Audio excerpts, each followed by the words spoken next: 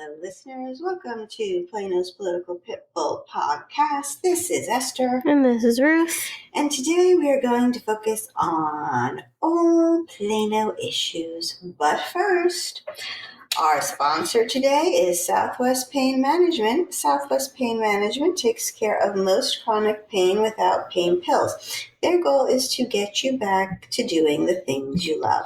They are also the world's leading long COVID experts. Dr. Groisman sees people from all over the world to treat their long COVID. Southwest Pain Management is in Plano. Please go to their website, reliefbeginshere.com. Reliefbeginshere.com to see all that they do. So, on July 28th, 2025, the Plano City Council and Planning and Zoning Commission held a joint public session to go over how to update the zoning code to align with the newly passed SB 840 and SB 15 from the last legislative session. If you do not recall these horrendous bills, SB 840 is a bill allowing commercial property or commercial office buildings to be converted to multifamily without rezoning.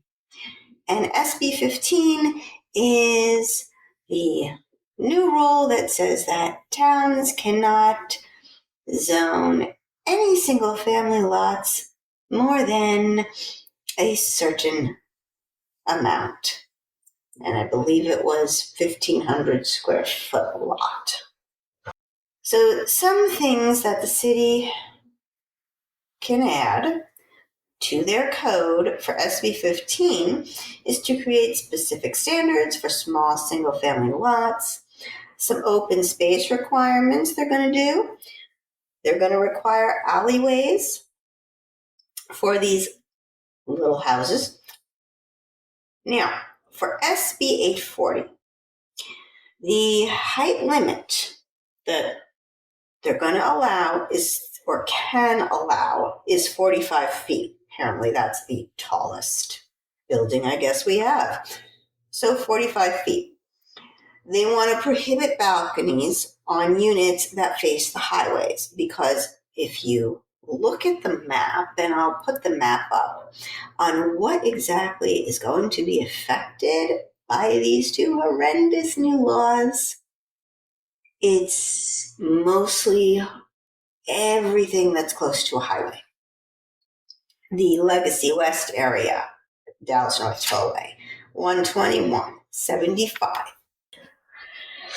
Oh, Lord have mercy on us. Okay, so 45 feet, prohibit balconies on the units that are facing the highways, and having minimum size units. They're going to say how big, they can say how big the unit can be. They are also going to try to get requirements for design to limit the interior noise levels, because if you've ever lived near a highway, you know that you hear this sound, vroom, vroom, all day and night long. So, some comments from the council and B&Z. Councilmember Horn wants to make sure the construction takes into effect water and electricity conservation. So get ready for those low-flow toilets and the low-flow shower heads that give you no water pressure at all. And he thinks that it's unfair to ban balconies facing the highway. Yes, we just want to breathe in that exhaust from the cars while we're sitting on our balcony. Hey, if someone wants that, they should get to have it. It's their right. You know what would go good on those balconies? Plants. They would love it. and then you could get some oxygen because you're going to need it. So, Commissioner Brunoff, this is an ask. Sorry, Commissioner, you're probably not going to get. So he wants a goal in this to be to preserve the desirability and attractiveness of Plano. He said, we did not get to be one of the most livable cities by being ugly. And he made the example of a apartment complex that looks very similar to military barracks. It's ugly.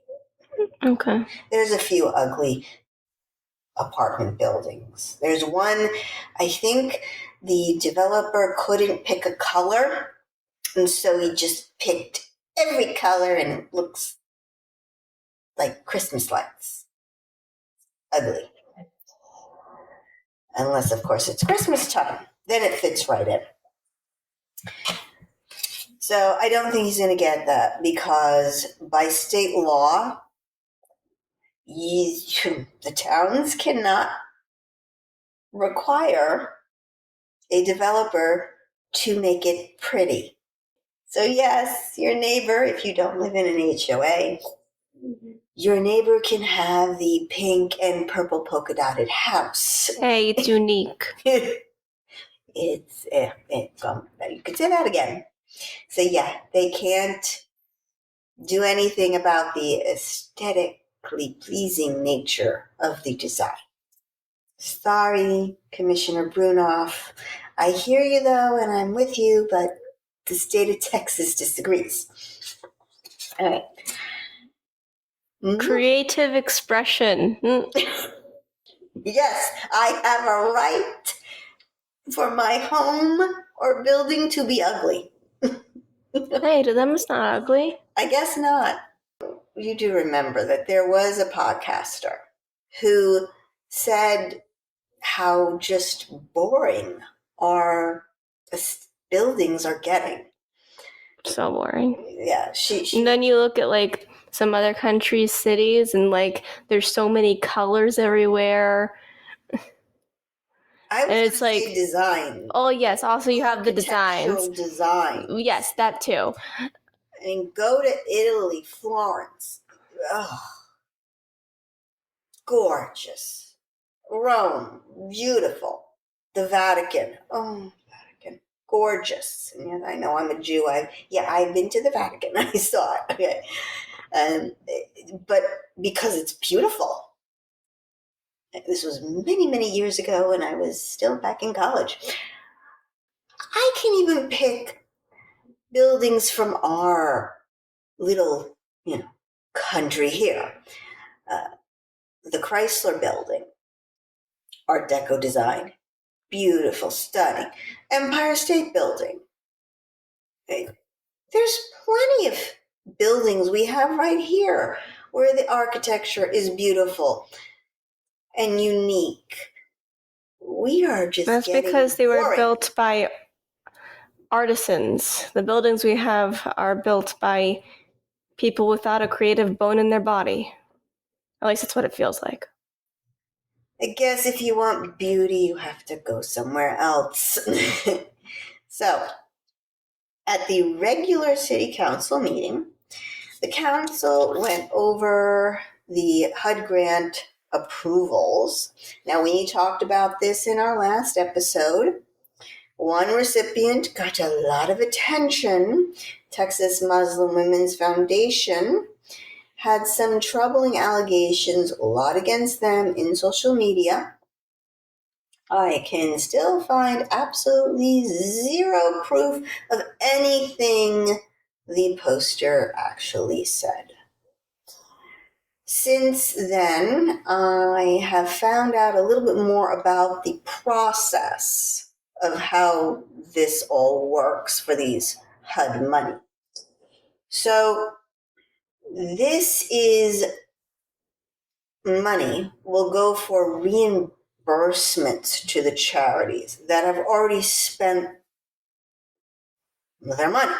So they have to come up with the receipts to show, yes, we spent $37,000 on helping the abused women with rent, so they can leave their abusive husbands and go into a new apartment or a new house. So they have to have proof that the funds actually went to the women before they get reimbursed with federal money. They also have a community advisory board who looks at all of these applications with a fine-tooth comb. And the Texas Muslims Women Foundation has gotten grants, HUD grants, almost every year. It's one of our repeaters. This is nothing new. I guess it was new to the poster, probably because she actually doesn't live in Plano, but it wasn't new to anyone who actually follows city council, like myself. It probably was also new because before this recent year, the last 2 years or so, Muslims weren't really in the highlight of the news cycle. Mm-hmm. Yeah. I think that could be why the poster posted it, but why, the outrage, if you didn't want money going to religious organizations, you should have spoken up a year ago, 2 years ago, 3 years ago, 4 years ago, well, I don't think it 5 years ago. Well, I don't think it was about that, because judging by the several comments from her I witnessed, she just hates Muslims. It's not even about them giving money to a private organization or the fact that it's a religious organization. She just hates Muslims. They're all radical in their eyes. Mm-hmm. No one's good. All evil. Well, at least in that poster's opinion, I guess. Now, interestingly, there were some people who came and spoke on this issue. And I must say, some were pretty neutral on the rhetoric and heavy on the facts. So this was quite interesting. I'm just going to highlight a few. So one woman, Pam, she went and cited the Texas Constitution, case law, judicial precedent. She said, Texas Constitution, Article 3, prohibits the granting of public money to individual associations or group without clear, enforceable, at-large public use. So they must benefit the public as a whole. She went on to say that even in their own paperwork, it says that this money for this group, the Texas Women's Muslim Foundation, will benefit 32 people at $1,125 per person. That is not an at-large benefit. I will agree with her. She did say there is no discretion to use the funds as charitable donations without a broad public service. There's just one problem and one flaw with her argument. I thought it was a good argument, but there's just a tiny flaw. This is federal money. So if it was state money, she'd be dead on. But it's federal money. Because it's federal money, that federal law supersedes this. So a actual Texas Muslim Women's Foundation board member said that they also have to undergo audits and have always passed an audit. So that's a good thing.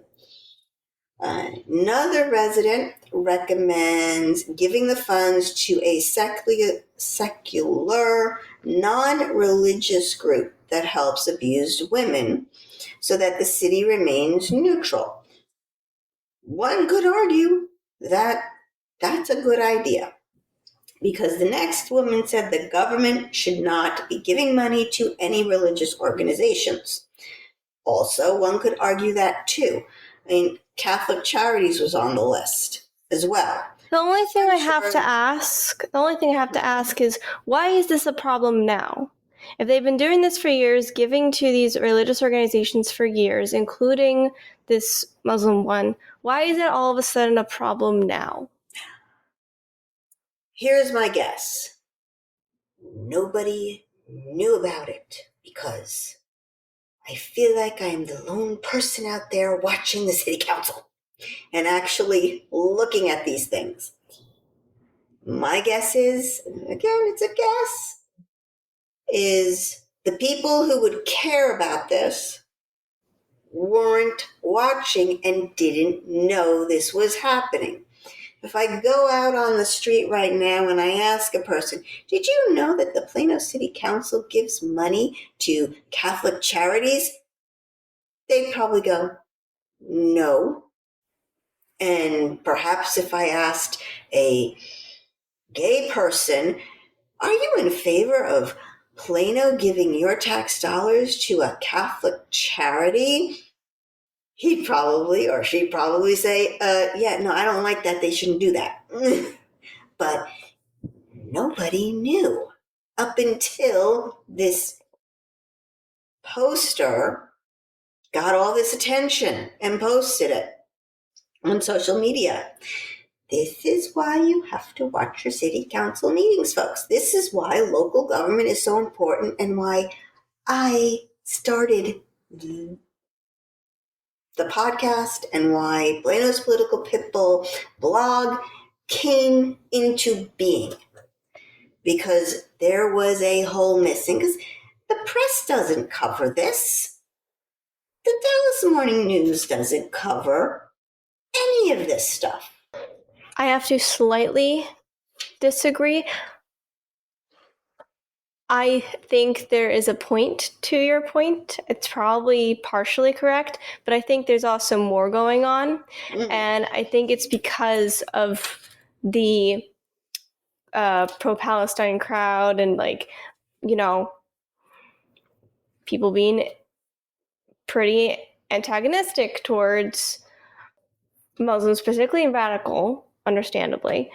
Well, yeah. But if you want to kill me, I don't like it. But, you know, it's like, I feel like the fact that it's a Muslim organization sparked something, and suddenly people cared. Well, you have to remember that what the posts were about. They were about that they had ties to some radical mosque or something, which, again, I have found nothing, zero, zip, nada, zilcho on this. Yes, but why is it coming out now? Because of what's going on in the Middle East? National news cycle in the Middle East and everything, and it's just like, you know what, domino effect? Yes.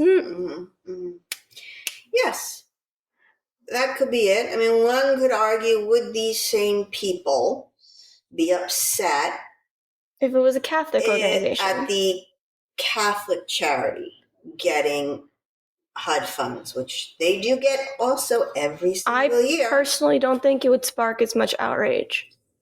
I think it would spark outrage. I don't know necessarily if it would spark outrage from the same group of people. That's why I said as much. Yeah. I mean, look at what happened to Chick-fil-A. Because it's a different reason to be angry. And I feel like for some people, the reason to be angry is because it's a Muslim organization, and I believe that, I don't know with what proof, we couldn't find any proof of it.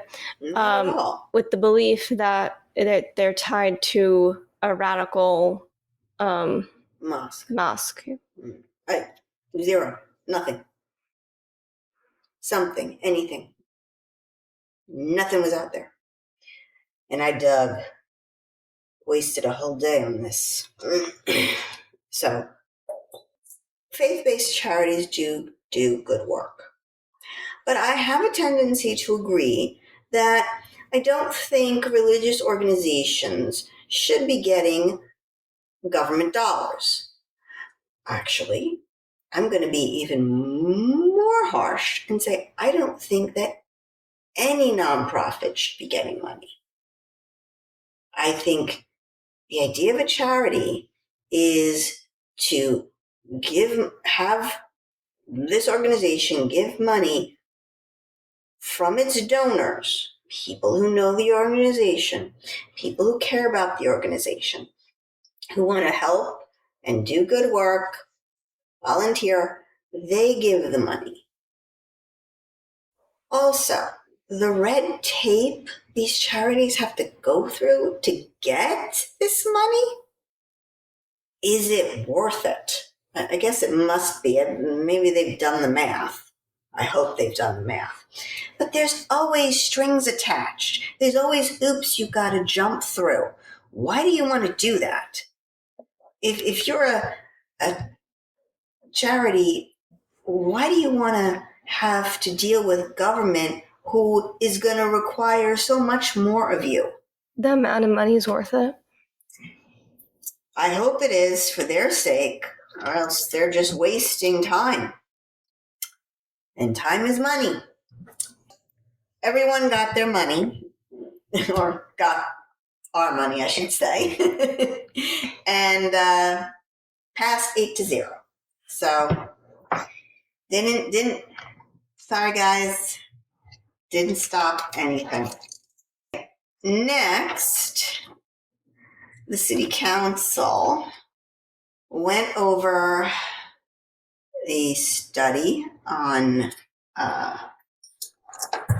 housing. 2 housing studies, to be exact. One is an analysis of impediments to fair housing choice to make sure that Article 7 of the Civil Rights Act is being followed. Basically, it says you can't discriminate in housing based on race, color, religion, national origin, sex, families with children, and disabilities. They also got results from the same firm who did a housing study, a more general, broad housing study. So, the results are Plano housing is more expensive than it used to be. I'd like to know how much money we spent for that, because I could have told them that for free. This is not a surprise. Now, the studies were quite long, and the reports were quite long. The housing study was over 200 pages long. I am not going to go over all 200 pages because I would bore you to tears. So I'll just go over a couple of highlights. All right. We have 62,440 rental units. Now, I find that number interesting because I remember when everyone was worried about the Plano Tomorrow plan, back when it was being voted on, and everyone was like, we're going to have 30,000 apartments. Well, we've probably surpassed that because we have over 62,000 rentals. Now, some of those are homes, but certainly not all of them. And people are spending more than 30% of their income on housing. Household size is going down to 2.6 in Plano. I don't know what that means. Is that like 2 adults and a half a child? That's ridiculous. Let's say, can we round it to 3? And I don't even know how they figure that out. Do they do they count a baby or a small child as like half a point? Because they're small? It's probably an average. So you know when you take an average. Also, the median income in Plano has gone up to $108,000 per household. Also, interesting, 180,000 people commute to Plano for work, but only 27,000 Plano residents actually work in Plano. I want to know, and I don't know why this wasn't here in the study, because I couldn't find it, how many Plano residents leave Plano for work? You can't exactly do the math by population because you have to take children into account. So that really puts the work, live, play model it blows it up because it's clearly not happening here. Well, so based to your question before, based on traffic patterns I have noticed and how they have changed over the years since I've been driving, so it's not that many years, but I think I've noticed too what you're about to talk about. So it used to be that if you would go on the highway, that going north would be packed, right? There'd be a ton of cars going north. I'm talking about in the evening. Okay, so you mean like from Dallas to Plano? Yes, in the evening. That would be packed, okay. Yes, but going from Plano to Dallas, south, again, talk about the evening, would be pretty light. Not that many cars. And we would rationalize that as, everyone's coming home. Right. It would also be the opposite in the morning. Right. Where going south to Dallas would be packed, and going north to Plano would be pretty light. Not that much. Right.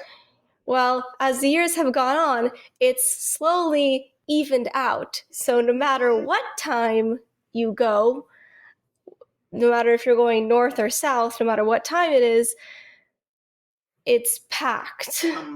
On both sides. Yep. It makes no difference anymore. Yes. So I think that's a pretty good tell that things have evened out in the work-live situation between Dallas and Plano.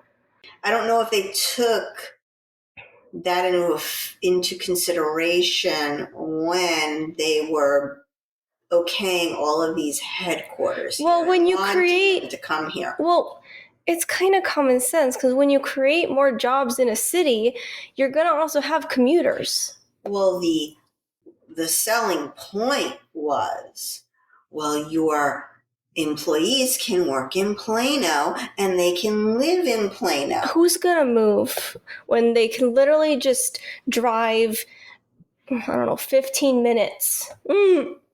True. I think that the thing is here that you've got people not just coming from Dallas to work here, but you've got people coming from Frisco and Allen and Prosper. Yeah, that's why I didn't really want to say Dallas specifically. I wanted to say South because you also have other cities. Right. They're coming that way too. I don't know if too many people are going to the northern cities from Plano to work. Probably. They might be going to Frisco. I mean, Frisco is getting really, really big. Yeah. So they could be going to Frisco. Maybe, but you could also have people coming down to Plano as well. Oh, yes. I mean, you don't know. So the idea that these big companies were going to come here and they were going to have their headquarters here, and all of our residents were going to be able to work in Plano, didn't exactly pan out that way. Like, I could have told them that if anybody cared to listen to me. But no one likes to listen to you. no, exactly. No, nobody listens to me ever. And you know what? They always go, "You were right." No one ever goes, "You were right." It's true. Excuse me. People's egos are too big. All right. So here's the interesting part about these studies. They came with some recommendations. Up zoning. Is that like upselling? No. I had to try. Mm-hmm. Allow high-density residential development in areas currently zoned for single-family homes. Oh yeah, we saw that. So, in other words, multifamily housing right next to single-family zoned homes. Why is it always more density? Why do we want more density? Well, again, their misnomer is if you want more affordable housing, so this is what the people who were doing the fair housing said. This was their recommendations.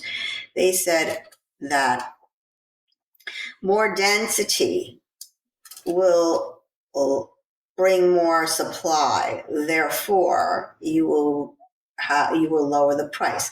It never works though. Yeah, in real estate. How is that working out in downtown Dallas?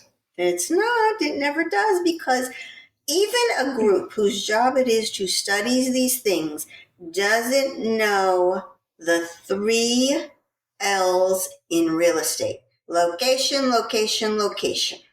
Well, also you're getting rid of more and more land. You're reducing the supply. Mm-hmm. Mixed use zoning. You know, the commercial and residential, places like Legacy West. Yet that worked so well in Legacy West. Legacy West is one of the most expensive places to live in Plano. It's quite bougie. I mean, and yet their recommendation is, yeah, we want more of that. That's not going to lower the price. It's going to raise it. I'm not going to be able to live anywhere. Also, allowing accessory dwelling units where the owner of the property does not have to live in one of the buildings. There was a bill in the Texas legislature on that. Thank God it failed. Okay, some other things that they recommended. I'm going to have to wait till I get some like rich husband or something. You know you gotta marry a nice Jewish doctor. Come on. It's the only way I'd be able to live on my own. So, some incentives for attainable housing options. They say, offer incentives such as tax breaks, grants, or density bonuses to developers who include attainable housing units in their projects. So, more fascism. Yeah, that's it. That's great. All I'm hearing is, okay, so we're having this problem. Let's double down. We're just not doing it enough. Yes. Flexible zoning regulations. Zoning regulations that allow for a variety of housing types and densities. These can include townhomes, duplexes, small apartment buildings in districts traditionally reserved for single-family homes. I would like to point out that apparently this study, which I would love to know how much we paid these people, apparently they didn't know that apartments are actually not selling very well now. There's too many of them in Plano, and That is why the bank would not give financing to the folks at Willow Bend until they added a couple of single-family houses there. Wow, it's almost like if you flood the market, it backfires on you. Yeah, banks will not do financing now for straight apartments anymore. Adding more apartments, that's not going to work. I guess they didn't get the memo since this includes small apartment buildings in districts traditionally reserved for single family. Yeah. They didn't get the memo. No. and like, yes, you have townhomes and duplexes, but still. It's still adding more and more density. Yes. Which is what we don't need. Right. So they also said have public transportation hubs allowing higher density residential development in this area. Did they do their homework? Because guess what? We have that. It's called downtown Plano next to the stations. Downtown Plano has completely changed. It is very high buildings now. Apartments. There's even apartments that you look out over your balcony, and if you jump off the balcony, you could probably catch the train and train surf. Interesting enough, so West Plano did not have an issue seeming or any complaints on any kind of fair housing Title VIII issue. Well, West Plano is actually very affluent. But in the more cheaper areas of Plano on the east and south side of Plano, there were some complaints. This makes logical sense to me. This tells me that poor people have problem getting mortgages, getting approved for apartments, not because of the color of their skin or their religion or whether or not they have children. It's because they don't have a lot of money and they may not have a very good credit score. That's usually what it boils down to. It just so happens, statistically speaking, it tends to be in minority groups. I mean, we have non-whites in West Plano. We have Asians in West Plano. We have blacks, and we have all colors and all religions in West Plano. So to say that it's a racial thing, I'm not buying it. Because if you look geographically speaking, and you say, well, West Plano seems to have no problem getting loans or getting apartments, but areas where it's poorer or not as affluent, shall we say, have more problems. It's not black or white, it's green. That's the problem. Yeah, and you can argue for days on why statistically minorities tend to be majority. You can argue for days on why minority groups on a larger scale will tend to have socioeconomic issues. You can argue for days on why that is. Native Americans and Asians had the least likely to have a problem. Civil rights, fair choice study. There wasn't too many complaints, actually, as a whole, as a city. There were not too many complaints on fair housing issues. So that's good. I don't know exactly what the city can do about that aspect because a bank, they don't control the banks. they can't control the banks. They don't control the landlords. So that, I think the government is going to have to look into that. If there are complaints, people file the complaints with the feds and see if they pan out. Again, was not a lot of allegations. They did not say, though, in the study, if any of the allegations panned out as true, which I found interesting because that's kind of important to know. Were these allegations true or not? They didn't say that. All right. Now, the housing study suggestions that they had for this to, I guess, grow the housing supply or try to figure out something to mitigate the supply and demand kind of sign of things. Suggestion one was to create a different type of TERS zone called the Homestead Preservation Districts to ensure property tax money from economic development is reinvested in affordability for the area. Yeah, so let's just call this what it is. Welfare. Economic welfare. Yeah.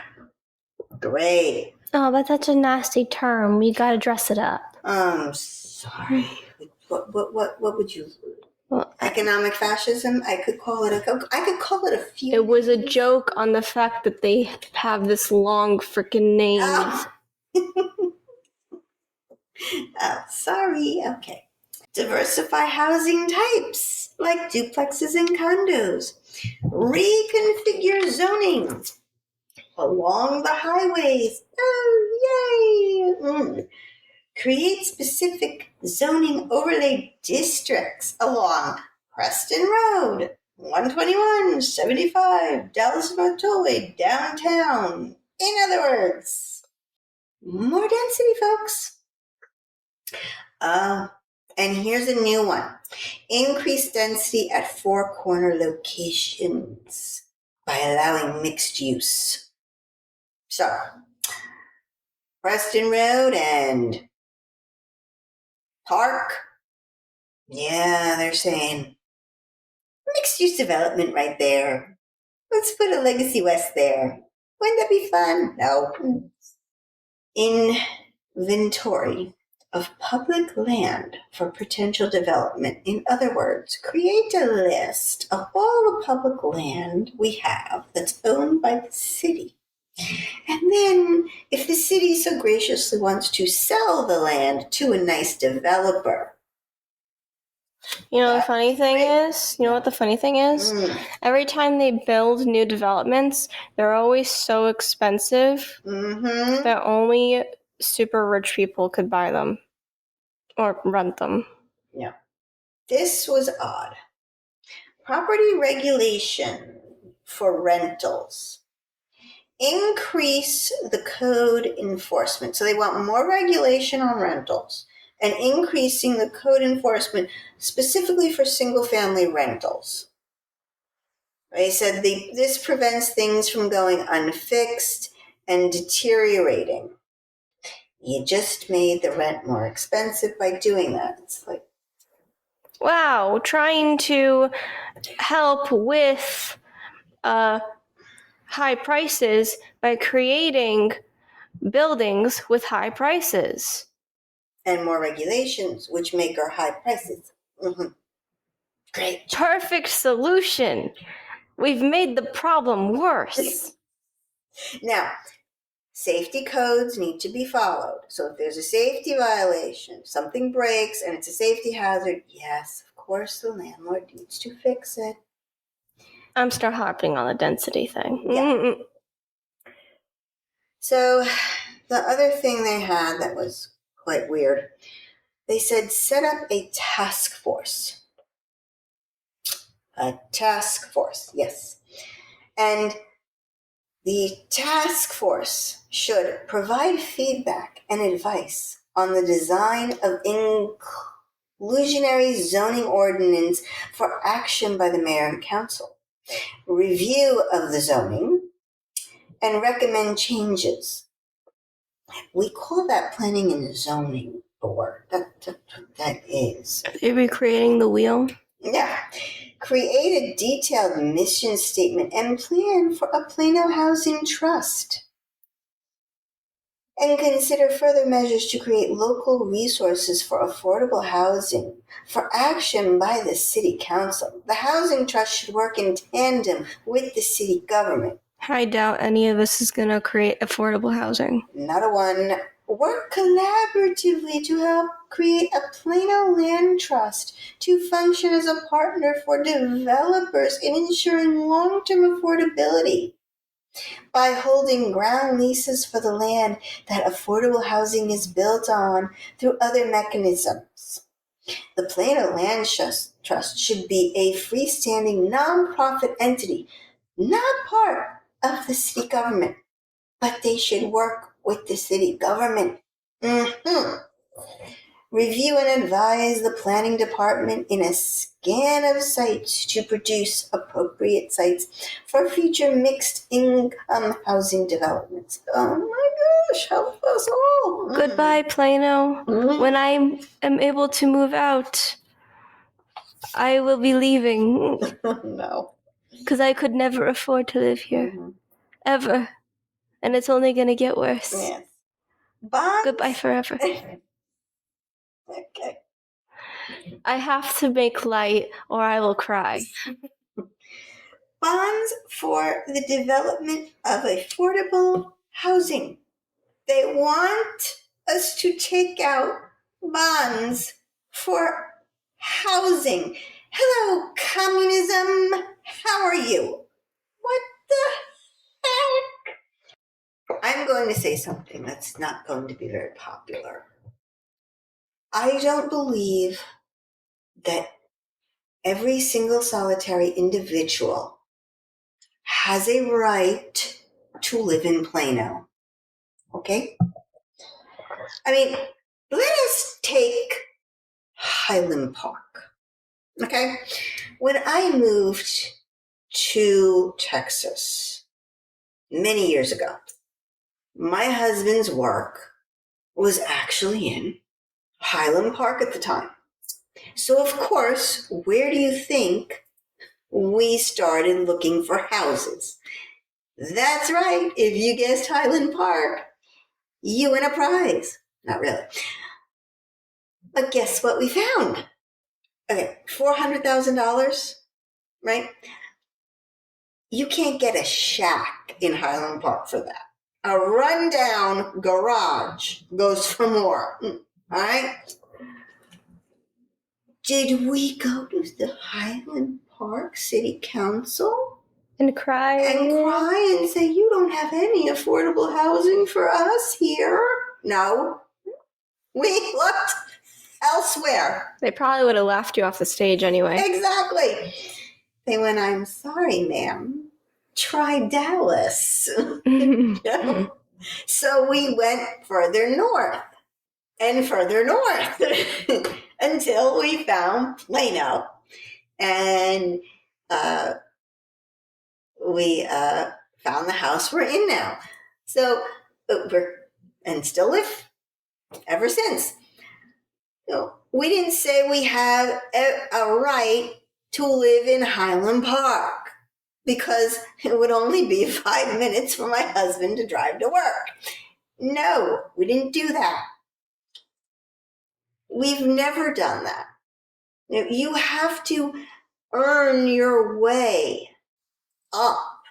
Perhaps, somebody now who lives in Plano could go to Highland Park. I'm not doing it. I still can't afford to go to Highland Park. Okay?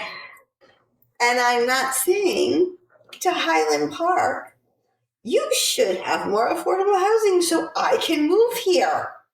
I've never done that. Never in my life. Well, you don't have entitlement issues. You know, what most people do is they live in places they can afford. So you go to where you can afford. If it's Plano, great. If it's Allen, great. If it's you got to go to Prosper, you got to go to Prosper. That's the way it goes. You gotta make compromises. Exactly. You know? The world is not gonna bend around you. And that is not the first time. And that seems to be what they're trying to do. They're trying to bend around. Like, no, you can't do that. You're just creating more problems. Exactly. And actually, conversely, they're not making affordable housing. They're making inaffordable housing. Like every new development they have built has been like absurdly expensive. Mm-hmm. Yeah. And this is something that's always, happened where, you start from, we've always started looking, close to our job and then fan out. That's the norm, folks. The other recommendation, which was the only recommendation I think I agreed with, was reducing the fees to build, which makes sense because when you increase the fees, it makes the property more expensive. Which brings us to the next item on the agenda. Wait, before you go to the next agenda, something popped in my head. Yes. Maybe they're trying to become the next Highland Park. Well, that might be a good theory you have, because the next thing on the agenda was the park fee. The park fee, which was established in 1993 for new residential units to pay for new parks that would need to be created and built and maintained. Because when you have more homes, you have more people, and these people, the theory is, will use parks. I don't agree with that theory. I can't remember the last time I went to a park. So, in 2019, the rate went to $2,065 for single family and $1,443 for multifamily. Obviously, the idea is that multifamily will have less children and less people than the single family per unit. Obviously, a large building will have more people than one house. Well, the city staff, they proposed raising the rate, raising the fee. For single family, $5,691 per unit. In case you don't want to do the math, it's $3,626 more. And for multifamily, they want the rate at $4,359, which is a $2,916 increase. Right after they just got 2 studies that said that Plano was not affordable for most Texans. They want that rich crowd. Then why do the frickin' studies? Why pay for the studies? To have the illusion that they care? I don't know. But they have the illusion that they don't want to run out all the average people. Either that, or they have literally gotten their brains sucked out of their heads. Because well, that's just typical for politicians. It's like the lights are on, but nobody's home. No? Isn't that typical for politicians? Yeah, usually. Oh, no. Usually it's half their brain goes out of their head. Yeah. But not the whole thing. No, I think the whole thing has gone. I think, it's the mall is open, but nobody's shopping. You were just told that housing is too expensive. It's not affordable, especially for your poorer residents in your lower income neighborhoods. And yet you're going to raise the fee almost $4,000 and $3,000? This is for parks? Yeah. For parks. Yeah. Because, they got to buy the land, and then they have to build the park. We need more parks? We do not need more parks. We already have enough parks. That was the other crazy idea. It was a rhetorical question. No, we do. Well, there's your answer. Too bad there's the answer for everybody else. You're too literal sometimes. I know. But, interestingly enough, so let's say the area that has gotten a new house being built already has an existing park, right? Mm-hmm. They take that fee and they put it for park maintenance. So see, they want to keep, the fee, even if there's a park in the area, because it helps for the park's maintenance. Not very nice, Plano. Mm-mm. How expensive is this maintenance? Jeez. Pretty expensive. Okay, so there was somebody with half a brain. Councilman Horn. He said, is this a straight fee no matter how small or large the single-family house is? He said, have we considered having a fee based on lot size? It seems to be somewhat unfair if we are trying to bring in more affordable housing, new development with smaller houses, that we're having them pay a significant amount of money compared to someone who is building an estate. There is one flaw to his logic. Mm-hmm. He's attributing it to lot size. But as we have seen in the past with some of these small townhomes, or not even small single family homes, size does not equate smaller size does not equate to lower price. Mm-hmm. So even if you did it based on lot size, what's the point? Because those lots are likely going to be uber expensive. Yes. Also, just because you have a smaller lot size doesn't mean you don't go vertical.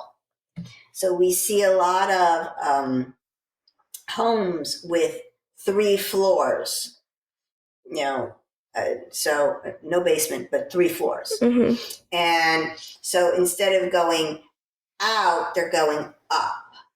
So it's still more space. Yeah. Square footage home. But the lot space is small. Right. So it doesn't matter. Right. And that also, they're noticing that people who are buying these, let's say, more smaller square footage houses still have the dad and 2 kids, or mom and dad and 2 kids. Small kids? Small kids. Because I can't imagine you would stay in such a small house for long. Well, if you've got nowhere else to go. True, true. It's a roof over your head. Mm-hmm. Okay. So he asked about prorating a fee or changing the fee structure, and the staff said that would require a new ordinance.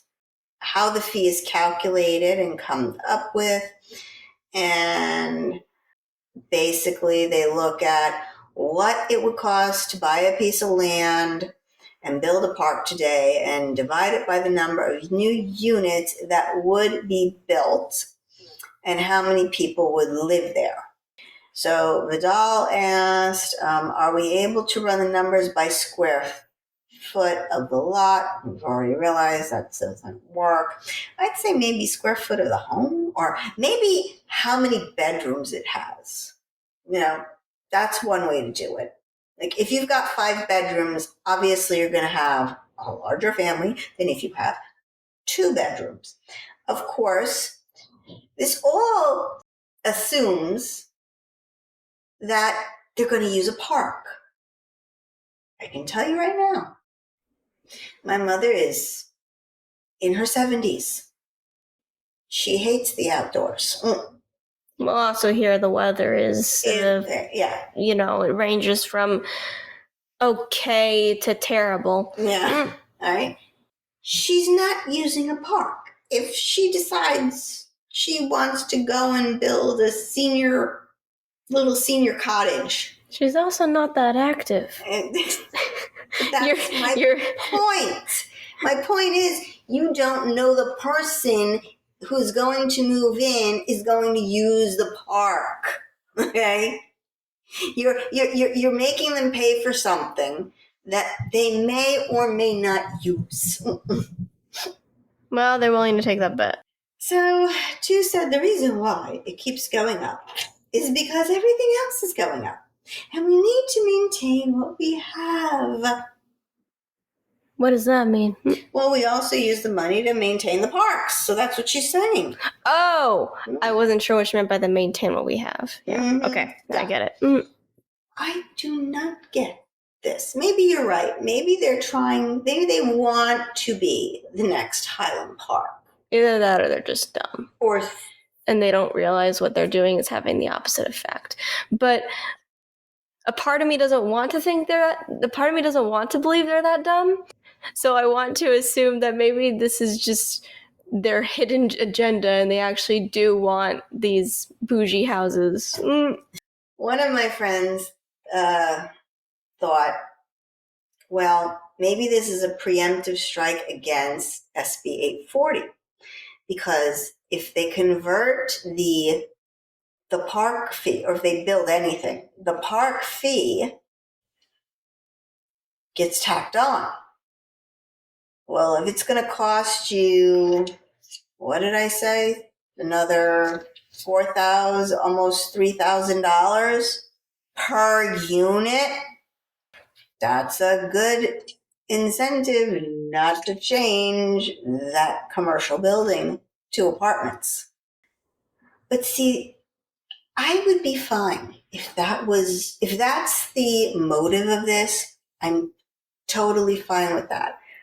But don't act like we have to have more affordable housing and then raise the fees to build the houses.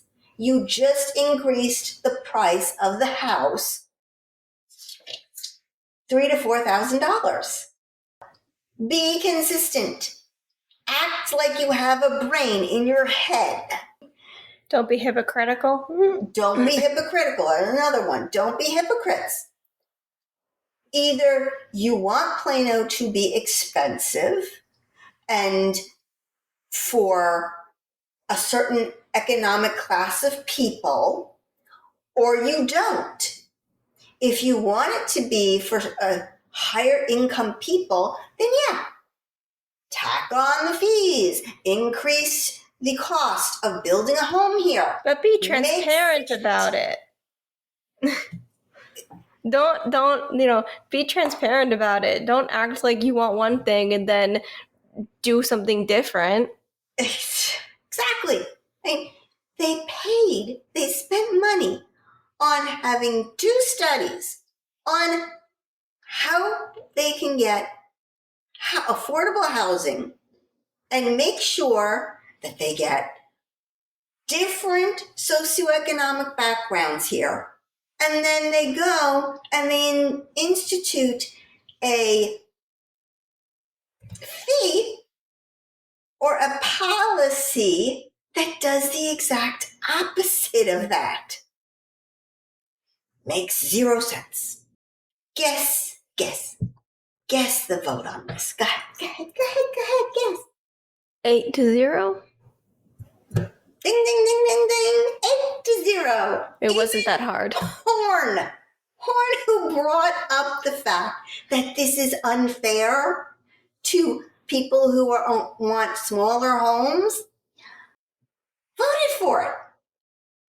Guess he didn't care that much. I guess not. I have one more thing that's funny. Funny and sad. So a bunch of West Plano high school kids came to City Hall, and they spoke during comments of public interest. And generally speaking, comments of public interest are for usually something the city council can do. Oh, it's one of these. So these kids, seniors at Plano High School, about to graduate next year, they come to city council asking them to do something about the removal of certain books from the school library. Oh, yeah, I remember this. Now, children, young ladies and gentlemen. You talking to me? No, you know better. Plano City Council has absolutely nothing to do with school libraries. If you want the bluest eye back in your library, you need to go to the Plano School Board. Now, if it's a public library, that's a different beast. Exactly. Then you have to go to the Library Advisory Committee. Oh, I thought then you could go to Then you can go to City Council. Oh. So you have to, there's a middleman there. Yes, you gotta work your way up. Maybe they thought the Plano School District was the Plano Independent School District was like the middleman, and then the Plano City Council was above them, and like the school district wasn't listening to them. So then they were like, okay, we're just gonna go above you and went to council. It's not the most outrageous line of thinking. Then Plano Schools is doing a horrible job at teaching civics. They don't. Because if you don't even tell the kids about how their own city and schools district works, that's a problem. I didn't know any of this from school. I've had to just learn along the way. It's called independent school district. Independent has nothing to do with the other. Now, some cities, not in Texas, their city councils do have some say in what their schools do. But in Texas, no. Each and every school district is independent. It's why we get to vote for the Board of Trustees who sit on the school district's board. You guys, you know what irritated me more than the kids not knowing that they were in the wrong place? Again, I don't think it's the most outrageous line of thinking if you weren't taught. Yeah, well, they clearly weren't taught. So I blame the school district for that. But the most annoying thing was that the mayor didn't educate them on the right way to go about doing it. And he could have. He could have said, for informational purposes, I want to tell you guys that you're in the wrong place. We can't do anything about the school library books. That is for your Board of Trustees. Because one kid actually said, you have the power to change this. No, we don't. would be my answer. In that exact tone. Yeah, that would have been my exact. So what did he say? Nothing. He just let them speak their piece and then they left? Yeah. He did nothing. So they didn't even get an answer. No. That's awful. Yeah. Those poor kids. I know. They think they might have done something. They did nothing. Great. It's on public record if that's what they wanted. Because if you go to the school board, you've got their comments of public interest are at the end of the meeting. So they got to wait all night. And that's it's on record. So that's the only good thing that came out of it. But Mayor, you could have educated the kids a little bit. Keep them out. Tell them where to go, because you can't do anything. So you're just going to let them waste their time and think that they did something, and then nothing gets done. So then they get angry and pissed off. Maybe they'll even come back and yell at you some more, even angrier than they might have been before. I don't know. Were they pretty calm? No, they were fine. They were very nice. They were very well spoken. They seemed like they were very educated. Except in this one area. So, So they come back. Maybe they're a bit pissed off because this is their second time coming to you and you did nothing. Because they don't know you can't do anything. Because you didn't tell them where to go. Exactly. And he can. Now, they can't have a discussion about it. The city council can't discuss it because it's not on the agenda. And it must be on the agenda for city council to discuss. But the mayor could have easily said, I understand, but that's not in our purview as our job. You need to go to the board of trustees. He said nothing. Nobody said anything. Geez, guys, you're not mute over there. Help the kids. They have a problem. They have a problem. They want it solved, or at least addressed. And you're just going to let them waste their time? And waste your time? That would have saved on 2 other speakers, too. Because if he had said something to the first kid, the next kid would have come up and said, well, I was going to talk about what she said, but... Now we know that this is pointless. Yeah. Exactly. All right. Moving on to our very important dog. Our very important dog is still Mr. Zeus. He is a friendly boy who is about 5 years of age. He is a smart dog who will make a great companion for you. He is a playful dog who was never claimed by his owner. One of his eyes has a genetic defect, but it sure doesn't slow him down. He is an active and sweet boy who really wants a new home. He is so affectionate and just a love bug. So if you want to find out more about Zeus, please go to our website, planospoliticalpitbull.com, and click on the link, Pitbulls for Adoption, and you will see an adorable picture of Mr. Zeus. That is all for today, folks. Please remember to like, share, and subscribe. This is Esther. And this is Ruth. For Plano's Political Pitbull, signing off.